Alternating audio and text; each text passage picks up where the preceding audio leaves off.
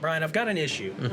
Syracuse won. That's great. It was a crazy game, but I'm still all decked out in my Q skier, ready to go, and I don't know what to do with myself. You don't know what to do with yourself? The games are never over here, Jordan. Not once. Why?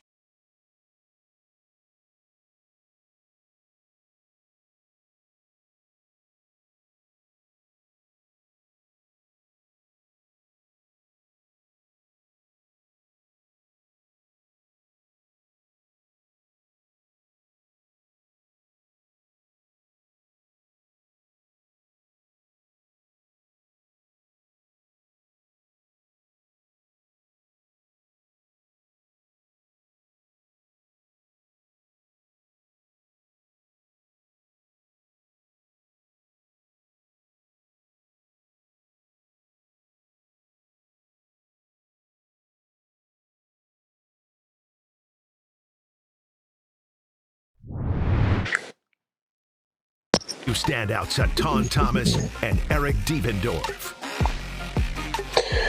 What's going on, everyone? It's Monday. It's 11 o'clock, so you know what time it is. It's time for the Etan and Devo show. E, what's going on, man? How was your weekend? Well, it was pretty good, pretty busy with the girls' volleyball tournament, so that's what I was doing the whole weekend. How about you? Oh, you've been having a lot of volleyball going on. Man, volleyball is a whole different, because we know AAU basketball, and AAU basketball is different. Like, you play a game or two, because my son just finished, playing on the EYBL circuit. It's different. Volleyball, though, and all y'all out there who have daughters playing volleyball, travel volleyball, it's from can't see in the morning to can't see at night. That's how long it goes. And it's all weekend, so it's on a whole different level. That's beautiful. Yeah, I know you're going to be there every step of the way, so. Oh, for sure. Well, that's awesome, man. Quick shout out to my daughter, baby Sierra. Her team went undefeated. They won a championship, so I got to give a quick shout out to Maryland Jr. since she brought him up. So, quick shout out. Yeah, absolutely. Shout out to her, and congratulations on the wins this weekend. That's awesome, man. That's beautiful. So, E, I mean, we got a lot to cover this weekend. Obviously, Cuse went on the dreaded West Coast trip. You're going from New York to Cali. They were there about a week. And we've been hearing all season long about, the teams just complaining about having to travel and go there. But honestly, we're in 2 feet of snow in Syracuse. All right. You get to go to Cali. You get to enjoy 70, 75 degree weather. Besides the travel and the length of time to get there, once you get there, you could probably, breathe a little bit lighter and just put some shorts and T-shirts on. And, what I mean? Get a little tan.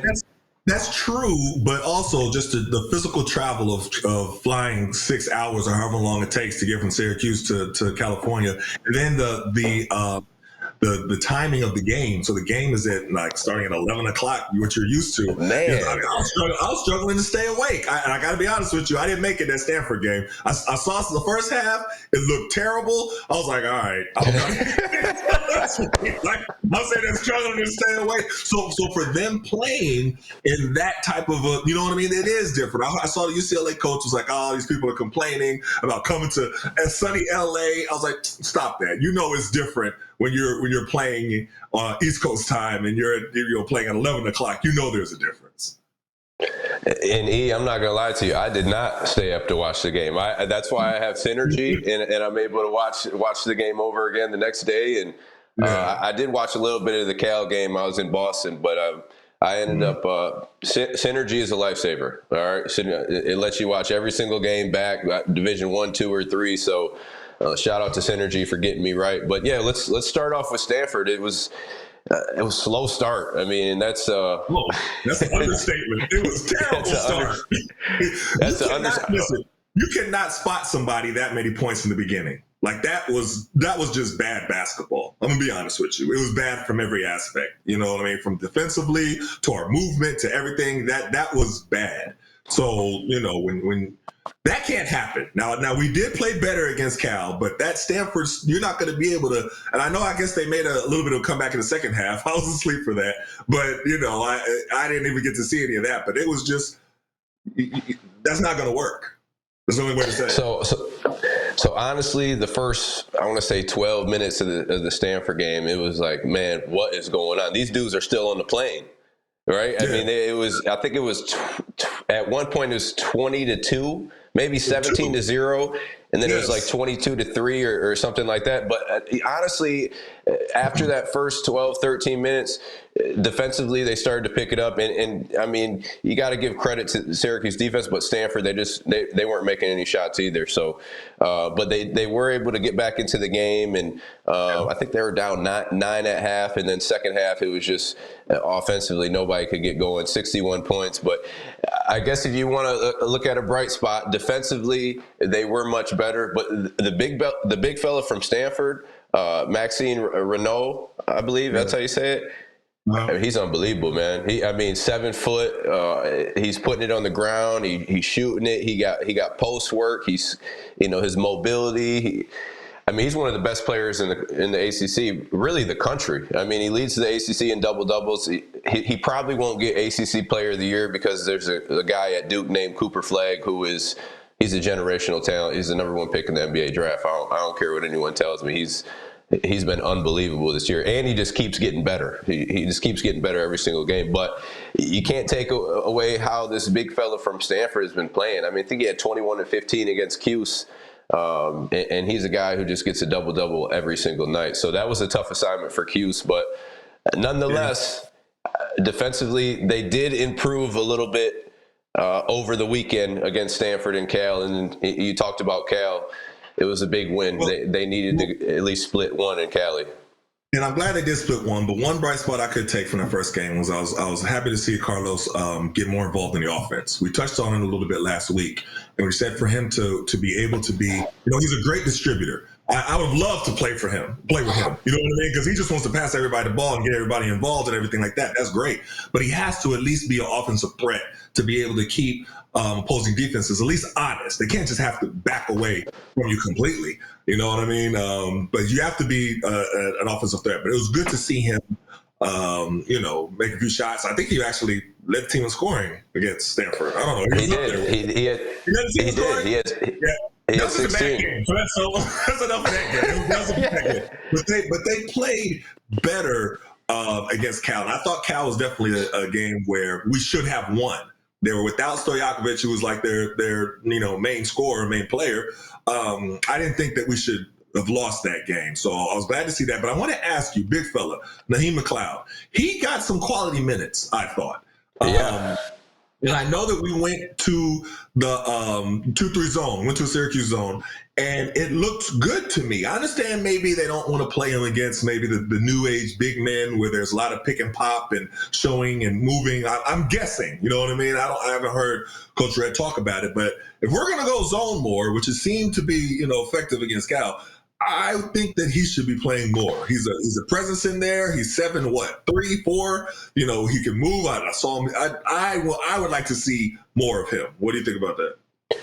Well, especially against Cal, because they really didn't have that much shooting out there. I think it was Blackshear and Wilkinson. They were, they could shoot the ball, but they're not like pure shooters. Without Stojakovic, California really didn't have a guy who was just stepping into it, knocking it down every time. So if you're going to go zone, why not put a 7'4" guy in the middle? A guy who could just, with one step left to the right or up and down, he's covering that much space. And I thought he played well. And defensively, the zone is what really took Cal out of their rhythm. The whole night, they weren't able to, really get in the rhythm. They didn't find the way to get the right guy in the high post to attack. They really should have put Wilkinson in the high post, a guy who could make plays and score and attack at that free throw line area. But it was really the opposite, right? Stanford, they had a really slow start, and Cal, they got off to a really good start. And when you're able to get off to a really good start, get some confidence, behind the guys, and rather than playing from behind, if you're down 19 points in the first half, you could. Basketball is a game of runs. You're going to be able to get back into it, but that's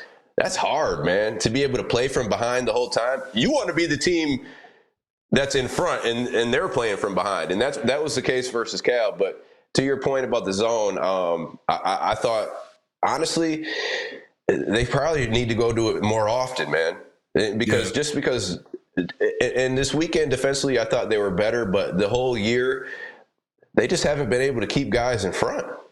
Well, I think the difficult part is that, that now, since there's this new age of basketball where everybody's shooting so many threes, if you have three different guys on the floor, or even four different guys on the floor that can all step out and shoot the three, it's a little bit harder to play the 2-3 zone. 2-3 zone work against teams that can't shoot. You know what I mean? So, that's like when I was playing, we would always be in 2-3 zone the whole time against Georgetown, and they couldn't really shoot. They just wanted to drive or pound it inside. But that I think that's what makes it a little bit more difficult. But yeah, we have Duke coming up on Wednesday. Is it Wednesday? Wednesday, right? Duke coming up. Right. Yeah, that's gonna be a tough one. What you got? What are the keys to beating Duke by Devo? Lay them out for us. So, I mean, defensively, Duke is one of the best teams in the country. I mean, they're the tallest team in the country. I think they average like 6'6.5" or 6'7", and that's from the guard position all the way to the center position. They got guys who could shoot, make plays. Obviously, Cooper Flagg, in my opinion, he's the best player in the country. A freshman coming in and leading his team in every statistical category: block shots, steals, assists, rebounds. And the scary thing about it is he hasn't even reached his ceiling at all. You know what I mean? Like, he's a guy who he's continuing to get better every game. His jump shot's getting better. Once he really gets a pure jump shot, because he can shoot the ball, don't get me wrong, but once he really that thing is just consistent every single time. I mean, it's really going to be no way to guard him.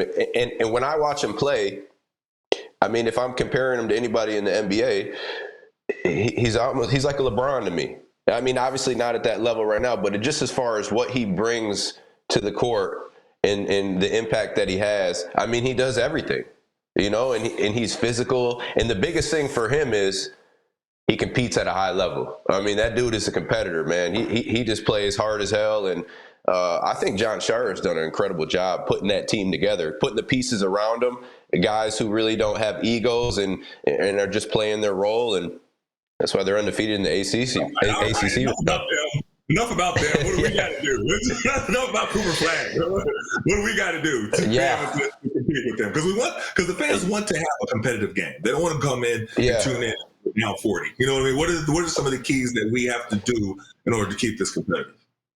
Well, you got to keep them out of the paint, right? You got to keep them out of transition. You got to make them play in half court versus a set defense. And then offensively, you got to be able to move them around side to side. If you're not moving them around side to side, you're just running into brick walls every single time. So you got to try to get them side to side and create some angles where you can get some driving lanes. And then, man, your shooters got to be ready. Like, if Chris Bell, if you're coming in the game, you got to be able to make shots. Like, Chopper Moore, you got to be able to make shots. JJ Starling, you got to be able to make shots. And then as far as Lampkin goes, you got to be in attack mode. We talked about that last week. He has to look to be aggressive. We know you can make decisions with the ball and you can pass it well, but against a team like Duke, against a guy who is a big-time shot blocker in the middle, you got to be able to attack them, and that, you have to attack shot blockers. You can't give them any space. You can't be hesitant because they're throwing that stuff into the third row every single time. That's great.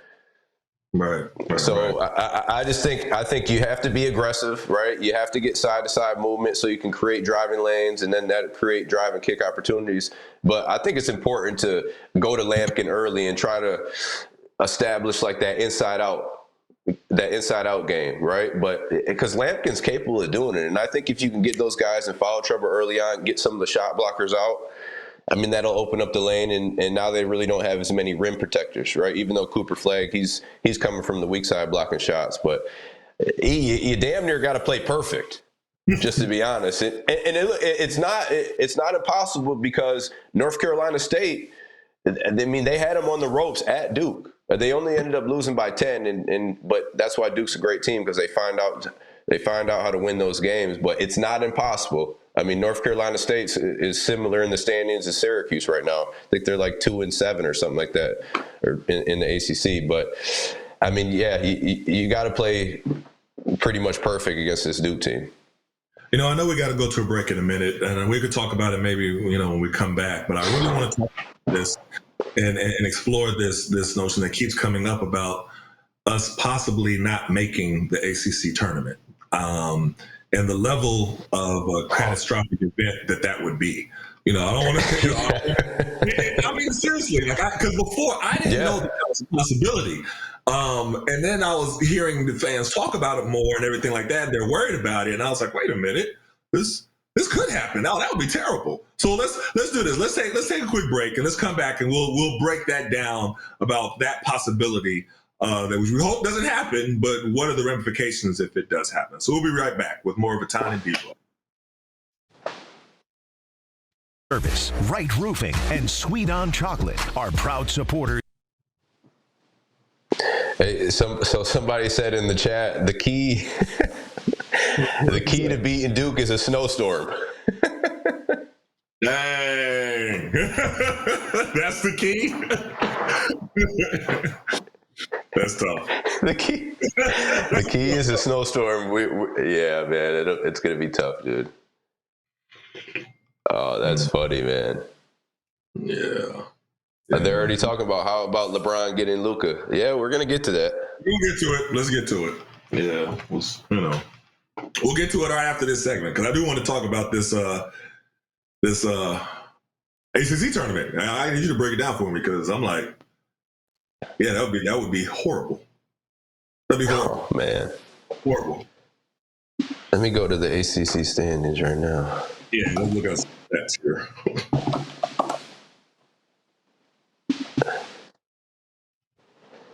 What, Cali, right?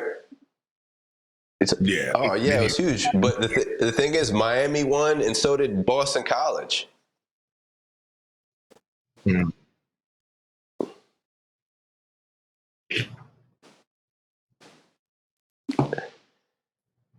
That Boston, oh my God, that Boston College game was crazy. Florida State just has to feel so terrible. Yeah, so Syracuse is 4-7, Virginia's 3-8, Boston College 2-8, North Carolina State 2-8, Miami 1-10. So they're 2 spots out of the bottom 3. Syracuse right now. Georgia Tech just because they got a huge win beating Louisville. Mm. Man, look at everyone's they have a tiebreaker with them. With Georgia Tech, right? Yeah. Yeah, that's true. Okay, so Cal and Georgia Tech are ahead of them right now, but they're technically ahead because they got the tiebreaker. And then Florida State's right there at 4-7 too. Notre Dame 4-6, Virginia Tech 5-6. Man, it's a big cluster right there. You lose one game, you could go down 5 spots. You win one game, you could go up 5 spots. And let's be real. They're gonna lose to Duke. Don't say that like that, you know. Yeah, I don't want. I mean, okay. Look. It is possible, but man, you gotta do something special, man. JJ got to get 30. Like you gotta go. You gotta do special things that game. I mean, go to the zone. You got put Big Fella in the middle. I thought the zone actually it definitely helped them, man. Even though Cal they're not really good, but. I don't know if you could do that against Duke, though. I don't know. Nah, you can't. I have to respectfully disagree with that one. I think that would be catastrophic to go against Duke, just the way that they shoot. Yeah, and then you put Cooper Flagg in the middle, it's over. Yeah, that's not quite what you want to do. Yeah, that's tough right there. I mean, they're just going to have to man up, man, and keep guys in front. Who are they going to have guard Cooper Flagg? Jair Davis? Yeah, nah. You have to adjust the lineup a little bit. I don't know. You can't put Lucas Taylor. You can't do that. I mean, you can't do Chopper. You can't do JJ. He's just too big. Big, yeah. You got to bring Chris Bell? Oh, he can't. Chris Bell. Chris Bell can't guard him. You running out of options. Jair Davis. That's the only. I mean, as far as like from a physical standpoint, and yeah, I don't know. It's a long break. How much more time we got? Don't hear me. You're coming back. Okay.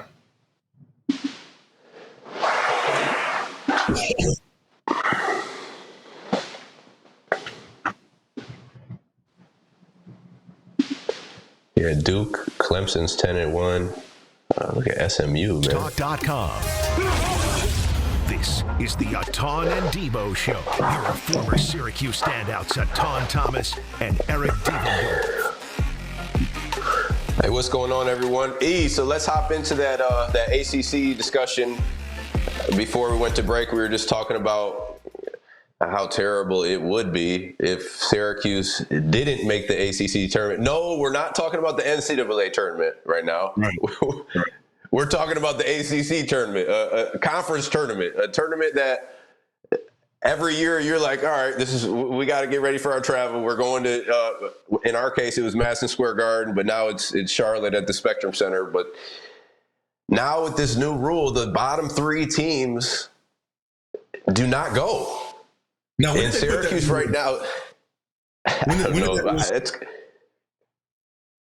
Paulie, when did it start? Was it this year?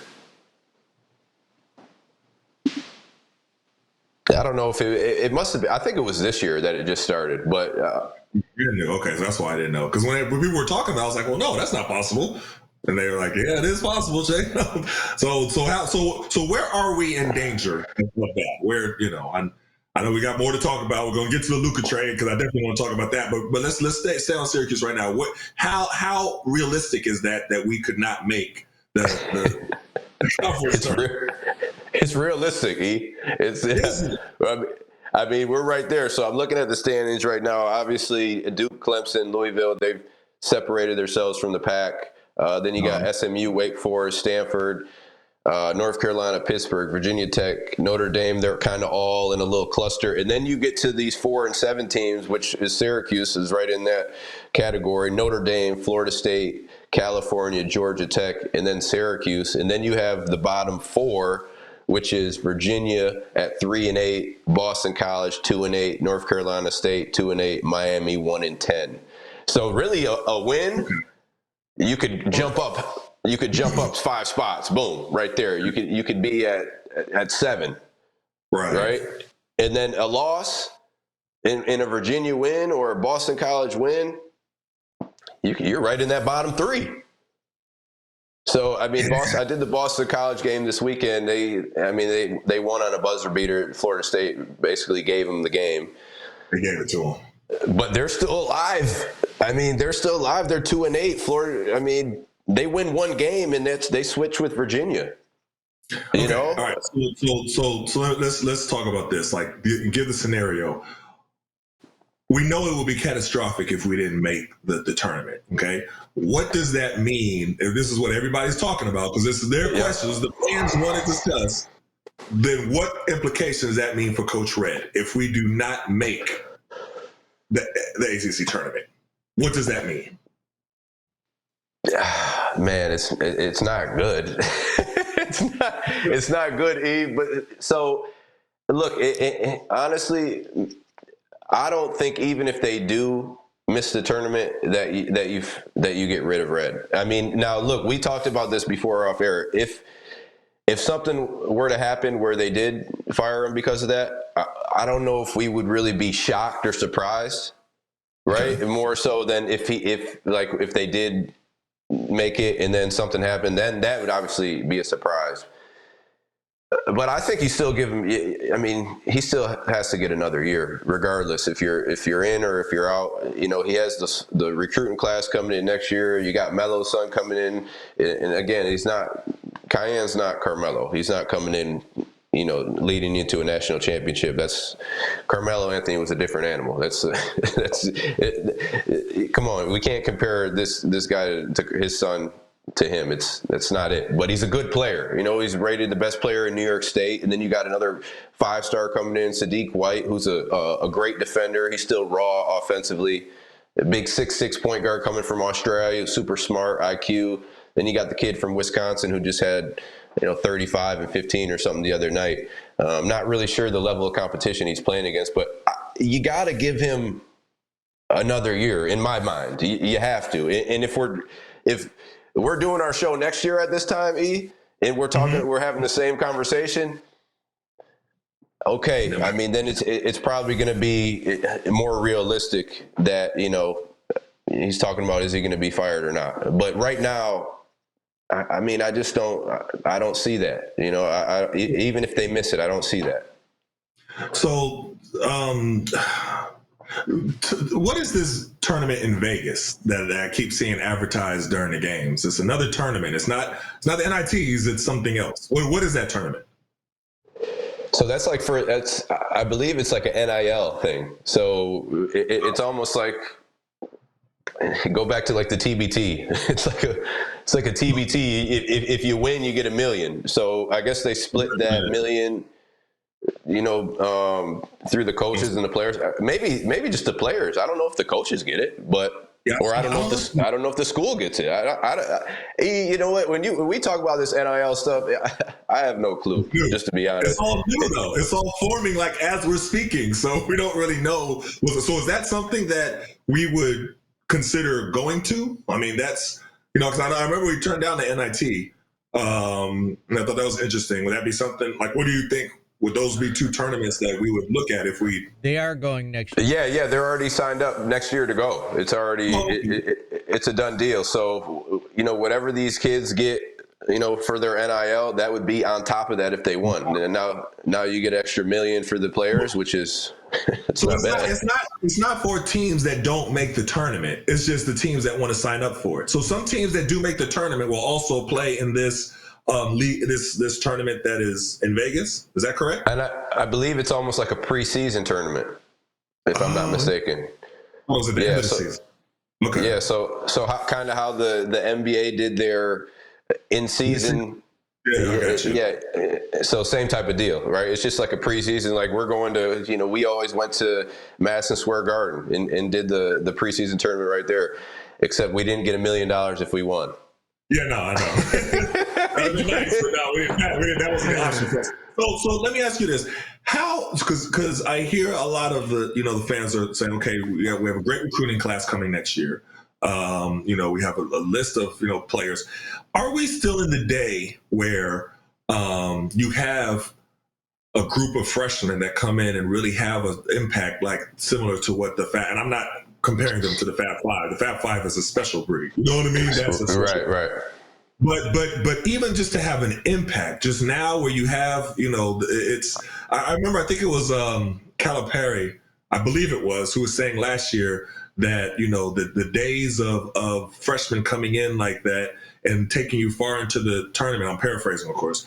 Are kind of over because of the way that you have the transfer portal and you have players returning for their 5th and 6th years and things of that nature. That was his point. What do you think? Now let's relate that to our recruiting class, which is a great recruiting class, but how much expectation should we realistically put on them for the level of impact starting next year? Well, I agree with Calipari. I don't think we're going to have those days anymore where you get like an Anthony Davis to come in or Kevin Durant to come in, where they were competing for a national championship. It's different because now they're going after the highly rated guys in the portal. And then the really good high school All-Americans, McDonald's, they're end up going to like an overtime elite and getting paid, or they're going overseas to the NBL and getting paid. So there's so many different opportunities for these, I guess, 5-star recruits, right? That the other guys they're still good, don't get me wrong, but they're not coming in and doing what Kevin Durant did. They're not coming in doing what Melo did or Anthony Davis. Yeah, I think those days are over with, all right? I think the main focus now for teams is who can we really get in the portal, high-level guys in the portal, and then try to surround them with solid freshmen who they could come in and make an impact, or, they might need a year or two to develop. But, I mean, it's hard now for high school kids, because they're not getting looked at as much as they were. You have to go in the portal now because do I want a guy has 3-4 years of experience, or do I want to bet on a freshman come in who has 0 experience? Right. Mm-hmm. And obviously you'll have your guys who are, super talented guys who can just come in and make the impact, but not to like what we were talking about KD, that those days are over with. Right. They're going for the experience. They want the guys who are proven already. Yeah. It's interesting talking about this, and this just not for Paulie. No, he's listening, but one of the top rated players in the portal last year was guess who?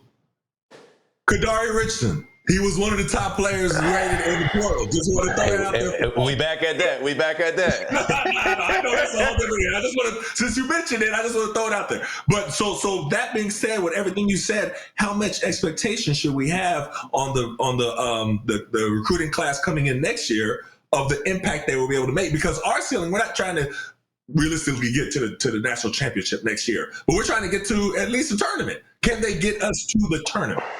The ACC tournament. No. No. There's no one tournament. We're not talking about the ACC tournament. Well, right now we're talking about the ACC tournament. We definitely not talking about the NCAA tournament. That's you don't think that next year? No, but I'm saying this is the level of expectation for starting next year. And they talk about the recruiting class. So with this recruiting class, is it within the realm of possibility to have the expectation that next year they, along with, whatever moves they make in the portal and everything like that, can get us to the NCAA tournament? Because that's the bar that we have right now. Those guys are good coming in. Yeah, they're good. They're not going to do it, not just them. You got to go to the portal, and you got to get a point guard in the center. You're losing Carlos. You're losing Lampkin. And honestly, we don't know who else is coming back. You don't know if Chris Bell is going to come back. You don't know if Chopper Moore is going to come back. I would think JJ is going to come back. And I do want to shout out JJ California. He just hit his 1,000 points for his career. So shout out to JJ. I mean, he's one of the best scorers on the court, regardless of teams that are playing. So shout out to him. That's a big accomplishment, man, scoring 1,000 points at Syracuse. And I think it was probably with Notre Dame too in his career. I'm sure it was combined. But who are you going to be able to retain? But to your point, we don't know if Donnie's going to come back. And there you go. I forgot about Donnie. You don't know if Donnie's going to come back. And again, it's just, look, these kids got so much going at them. You could have a great season.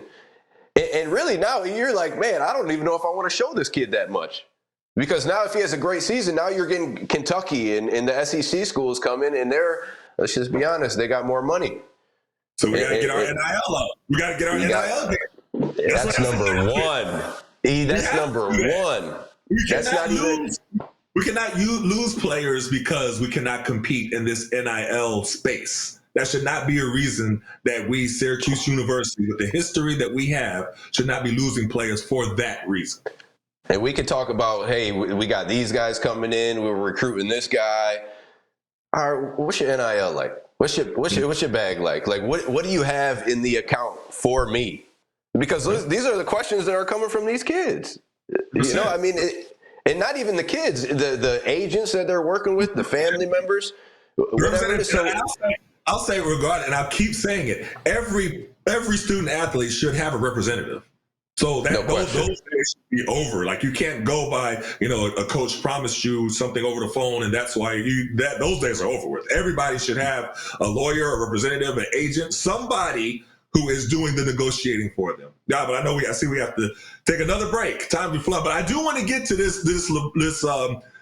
trade. So let's talk about this trade, because I did not see that coming at all. I don't know if you saw it coming, but I did. For Luka traded for AD, I didn't see that coming at all. So let's take a break, and we'll be right back with more of Etan and Devo on QSportsTalk.com. The Sports Show with Cody Mack. It is the 1 year anniversary of the greatest thing I've ever done in the history of my life.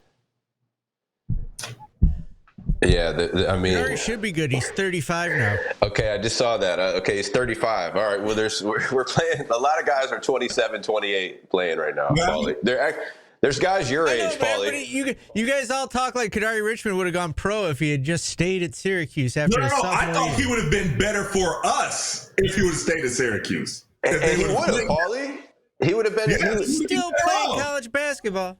Well, yeah, because he got $1 million. He got $1 million to go to St. John's. I would be too.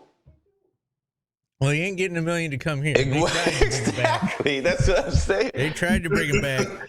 Paulie, in this day and age, if I could get $1 million, I'm trying to come back for 7 years. If I could keep coming back, can I get a red shirt year? I need another red shirt year, man. You don't think Hunter Dickinson would play an extra year if he could? He's making good money right now.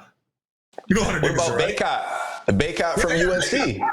Yeah, of course. Yeah, You have an opportunity now to make what you're going to make in college, and then let that prepare you for the future. Jesse Edwards did it. Huh? Jesse Edwards did it. Jesse Edwards did it. But how about the kid from, and this is football, but. Wait. To your point, though, with Jesse Edwards, he should not have had to have gone to West Virginia because we couldn't pay him. That should have happened.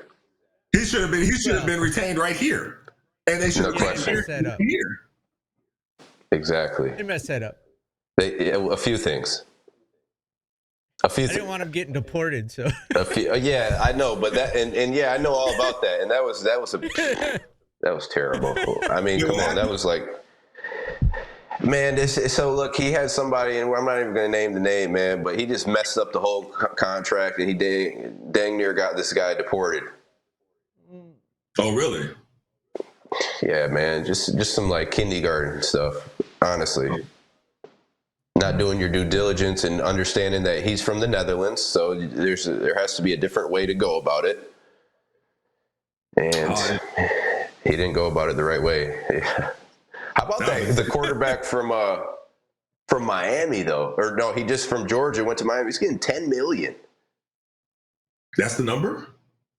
Man, I saw he's getting $10 million, man. And that's with everything involved, like with all the NIL deals and all that, but he's getting paid more than NFL quarterbacks.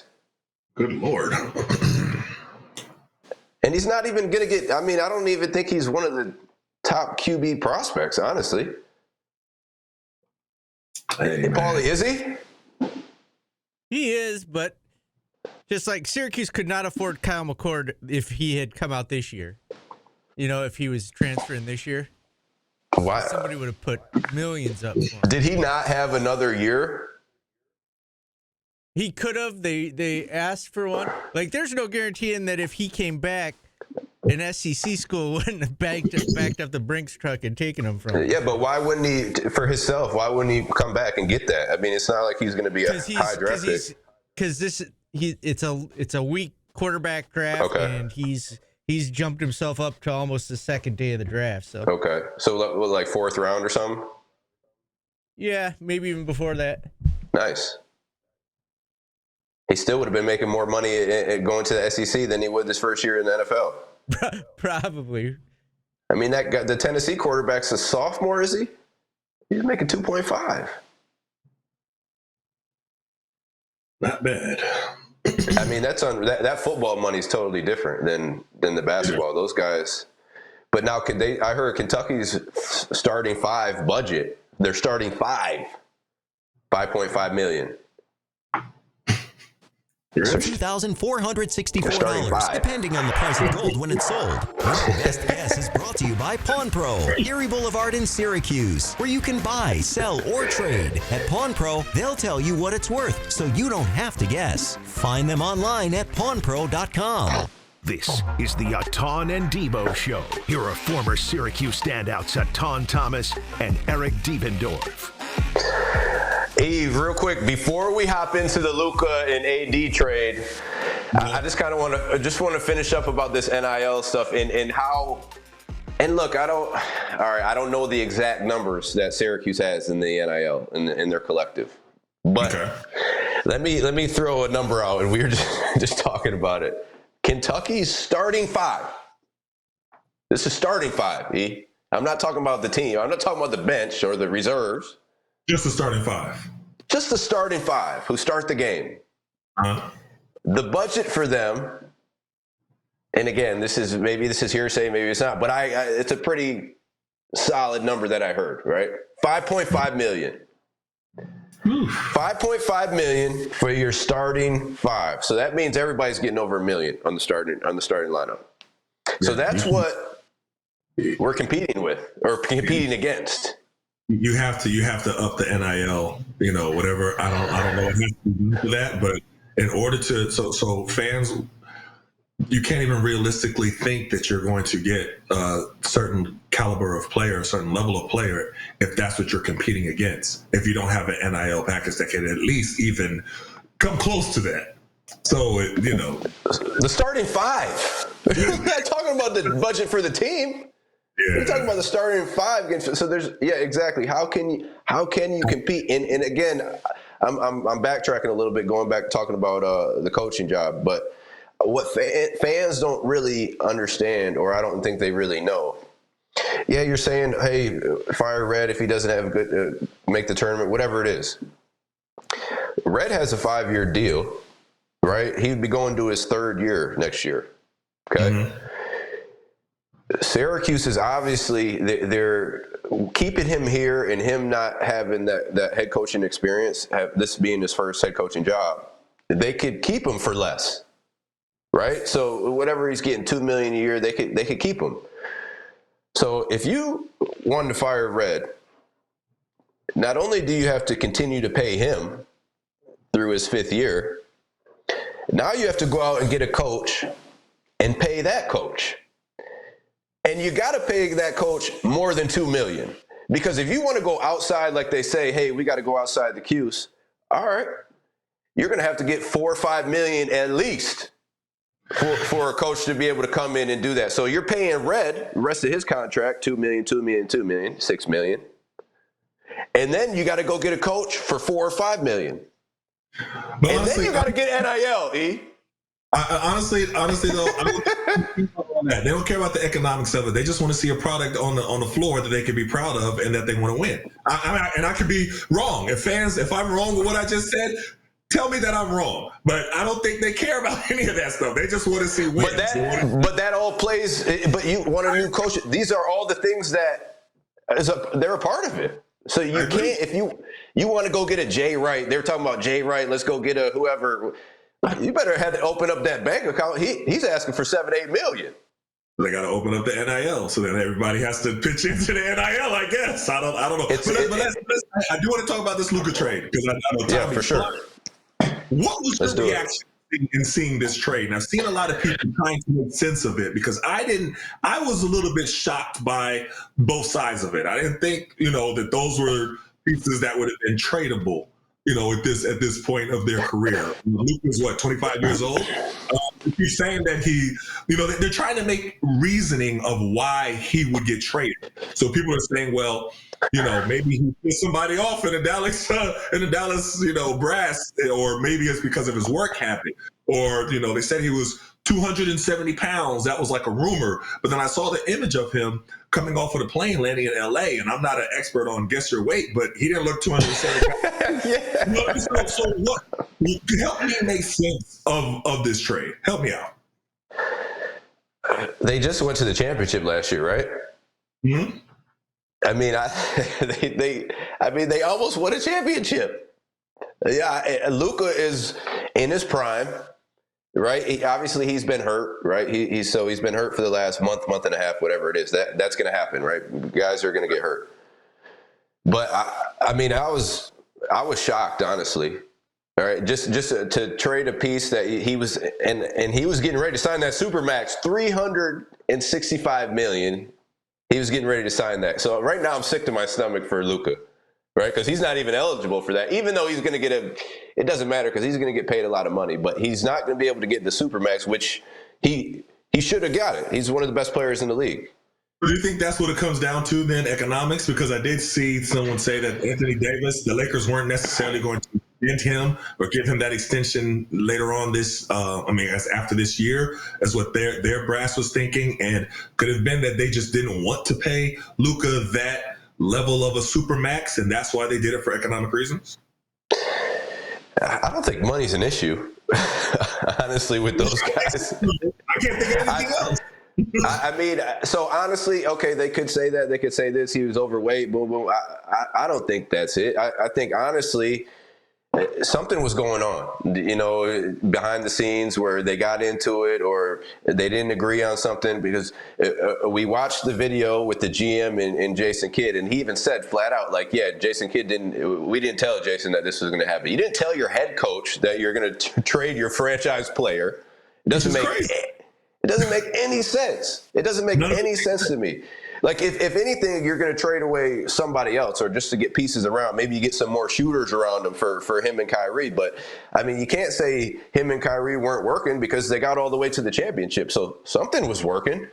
Now I will say, AD and Kyrie sounds like it could work pretty well. And then AD moving to the 4, so because they have formidable 5s that can play, so he doesn't have to play the 5. I like Lively. Yes, I like Lively a lot. You know what I mean? So I think that could work out well for Dallas. But now for the Lakers side, now help me make sense of Luka and LeBron. How you see that working out? Because now they have. How do you see that working out? I don't.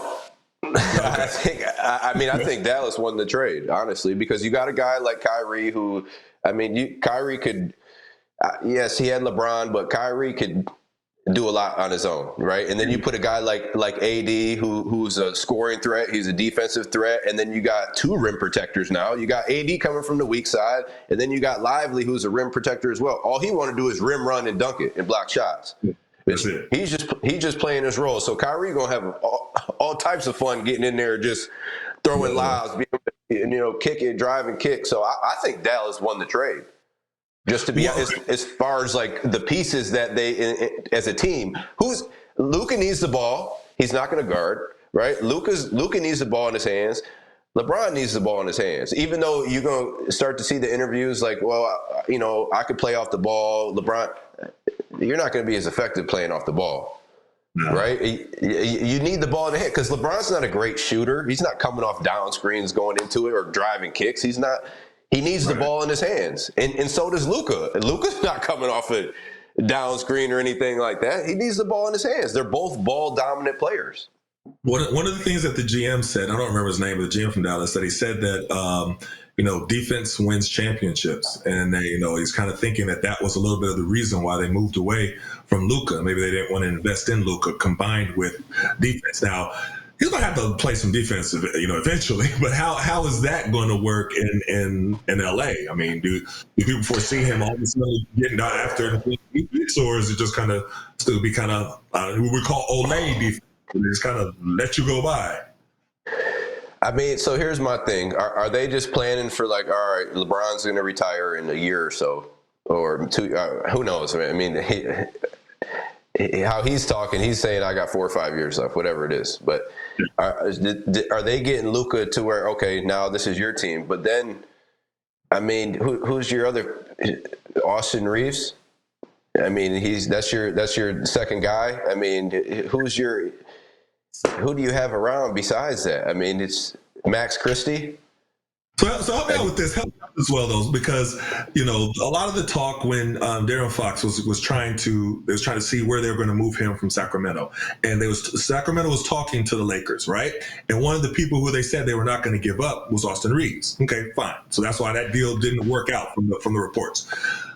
But then you trade Anthony Davis. You know what I mean? And I was kind of looking at that like, because I was someone who thought that Darren Fox would work great with the Lakers. You know what I mean? With LeBron, with Anthony Davis, and then you add Darren Fox to that piece. As a piece, I thought that would have been great. But, the direction that the Lakers are going in, if I was, I don't know. If I was a Lakers fan, I'd be a little worried right now because I just don't know how this is going to work with both of them. I don't know how they complement each other. Well, they don't.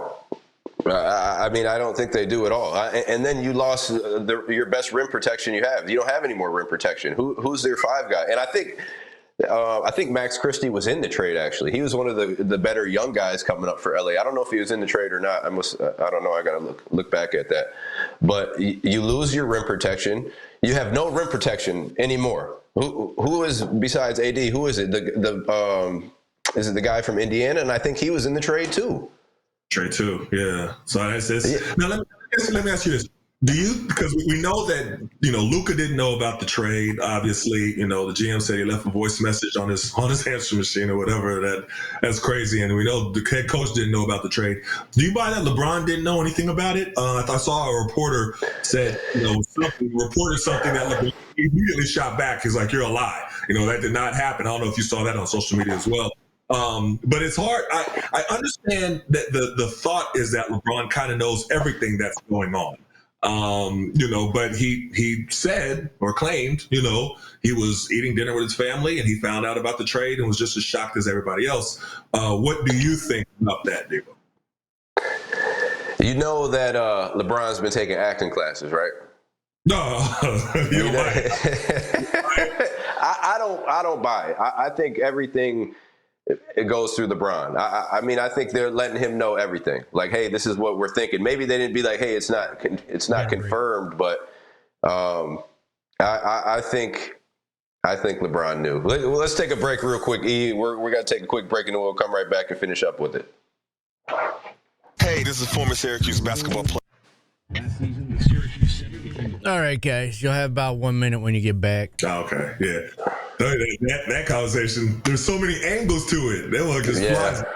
Yeah. Charles Barkley thinks they're going to trade. They're going to trade LeBron. I don't think To where? Yeah. The Warriors. I mean, to where? Warriors? Golden State. Yeah. Yeah. I don't know. What good would do? Would it just like a last hurrah type thing for Golden State? That's what they're trying to get going, and I don't know. Now that'd be more of a fit because Steph could be off the ball. I mean, he's perfectly fine playing off the ball. I just don't see it happening in LA. I mean, those are two ball dominant guys. They need the ball in their hands to be effective. Yeah. And then defensively, they got worse defensively. A lot worse. A lot worse at the rim. Like the rim's wide open now. Not like a little worse, but a lot worse. And Mavericks got better, honestly. I mean, look, yes, you lose, but you still got Kyrie. So, and then the ball is going to start. Everybody's going to start touching it a little bit more now because Luka had that ball in his hands, and if it wasn't in Luka, it was in Kyrie. Nobody else was really touching it. So, like now, Tim Hardaway Jr. is going to get some more looks, and he can shoot it. Like he's a good piece. Tim Hardaway Jr. is a good piece. I like him. As a player. PJ Washington, he's solid. Like he can score it. Yeah. I mean, they got good pieces. I think they got better with AD, man, because now you got a post threat. You didn't have anyone in the post. What, he had Max Kleber, or was he in the trade? I don't know. I gotta see the full trade. Let me see if I can look it up. He was a shooter, the big white guy, right? Yeah. Yeah, I don't know. This doesn't look that great for the Lakers for me. It looks great for Dallas. It doesn't look that great for the Lakers. Yeah, people are just going off of like names, like Luka and LeBron. Man, you got to understand the fit. That doesn't fit. Right. What, you reading the chat? Yeah. And I got really nothing going. Yeah, I don't know. Honestly, I don't know.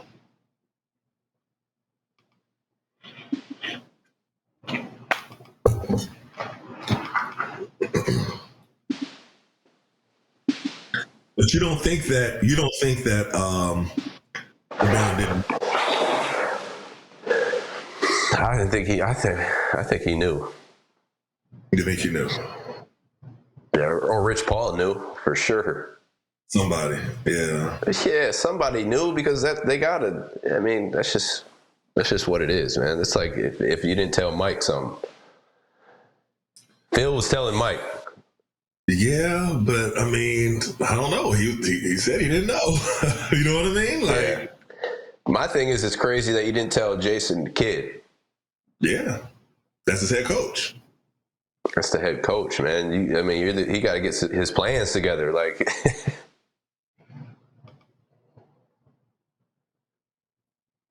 but for real, honestly, with Kyrie, I wouldn't. That's why I wouldn't be if I was Dallas. I'm like, man, we got Kyrie. And Kyrie, now he's just gonna put, and he's. I'm sure he'll take the load. He does not mind. Yeah, I don't think he minds.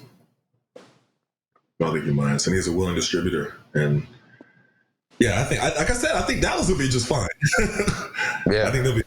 Yeah, Dallas won that trade. That was silly to give up AD. Yeah, You got about 1:30 when you get back. Okay.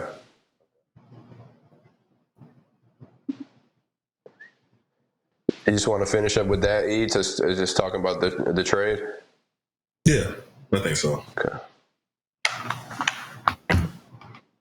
Com. Watch your favorite ESPN Syracuse sports talk shows on QSportsTalk.com. This is the Etan and Devo Show. Here are former Syracuse standouts Etan Thomas and Eric Devendorf. So, E, we got about a minute 30 left before we're off. Just give me your final take on the Luka AD trade. Who won it? Mavericks, Lakers, and why? Well, I definitely think the Mavericks won it. I think that Kyrie really is going to have the freedom to do, even more and kind of be what he does, get into there and probe. He's going to be able to lob it up to, AD's playing the 4 now, so he's not going to have to worry about playing the 5. Hopefully that'll impact his health a little bit better and keep him a little bit more healthy. Lively is going to be running, like you said, rim running and doing what he does from the 5 spot. I think Dallas is going to be just fine. The Lakers, I just have to see how it's going to work. They lost a lot of defense. They don't have any rim protection. Luka's kind of ball dominant. Maybe Luka gets on the LeBron James workout plan, and we see Luka. That's a whole different topic. But other than that, I'm not sure. What do you think? Yeah, I think Mavericks won. I mean, Kyrie, he could shoulder the load, put the ball in his hands. He's done it before. I think they got better defensively with AD. Now they got a post presence offensively. Derek Lively, rim running, blocking shots. And then, I think the Lakers, they got worse defensively, and then they're going to have to figure out between LeBron and Luka, who's going to have the ball in their hands. But, yeah, so the Mavericks won it, and we're getting ready to get off. So next Monday, make sure you guys tune in with us, 10 to 11, the Etan and Devo Show. We're looking forward to talking about the game versus Duke. We'll see you guys next Monday. Cody Mack. It is